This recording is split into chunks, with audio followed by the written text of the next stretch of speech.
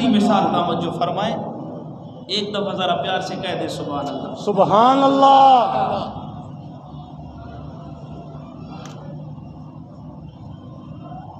عرض کر رہا ہوں کہ حضور کی ذات سے ہر ایک نے فیض پایا ہے، حضور کی ذات سے ہر ایک نے سیکھا ہے، ہر حضور کے در انور سے ہر ایک نے خیرات پائی ہے۔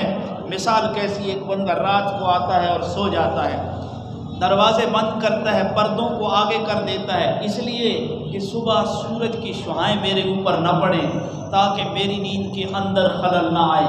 ایسے ہو نہیں سکتا، جب سورج چڑھے اور کمرے میں اندھیرا مکمل طور پر چھایا رہے، سورج اپنا رنگ دکھاتا ہے، بے شک ایسے ہی ہے نا، کہیں نہ کہیں سے سورج کی روشنی جو ہے بندے کو آ کے جگا دیتی ہے، چہرے پہ پڑ جاتی ہے۔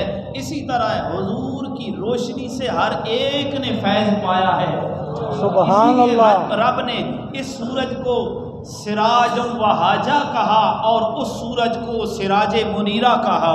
سبحان اللہ۔ حضور کی ذات سے ہر ایک نے فیض پایا ہے، تو میں کہتا ہوں حضور کا یہ اتنا بڑا احسان ہے کہ حضور نے ہر ایک کو ذہنی غلامی سے آزاد کر دیا ہے۔ سبحان اللہ۔ یہ اللہ کا سب سے بڑا احسان ہے، اسی لیے تو ہم حضور کے تذکرے کرتے ہیں، حضور کی باتیں کرتے ہیں، حضور کے حسن کو بیان کرتے ہیں، حضور کے اخلاق کو بیان کرتے ہیں، حالانکہ اس کا انکاری کوئی بھی نہیں ہے۔ بے شک۔ نہ مسلمان اس سے انکاری ہے، نہ کافر اس سے انکاری ہے۔ کیا مکہ کے کافر یہ نہیں کہتے تھے حضور صادق و امین ہے؟ صادق اللہجہ رسول اللہ کی ذات ہے، عظیم الامانہ حضور کی ذات ہے، اور یہ بات مسلم ہے۔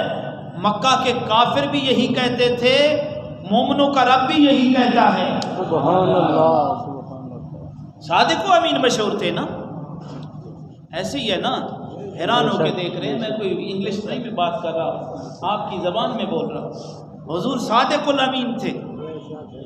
ابو جہل نے ایک دفعہ، حضرت علی رضی اللہ تعالیٰ عنہ کہتے ہیں، آپ فرماتے ہیں ابو جہل کہتا ہے میں آپ کو تو نہیں جھٹلاتا، میں تو آپ کو سچا کہتا ہوں، میں تو آپ کو صادق و امین کہتا ہوں، اس لیے جو آپ لے کے پیغام آئے ہیں نا، یہ پیغام جو ہے اس کو ہمارے دل نہیں قبول کرتے۔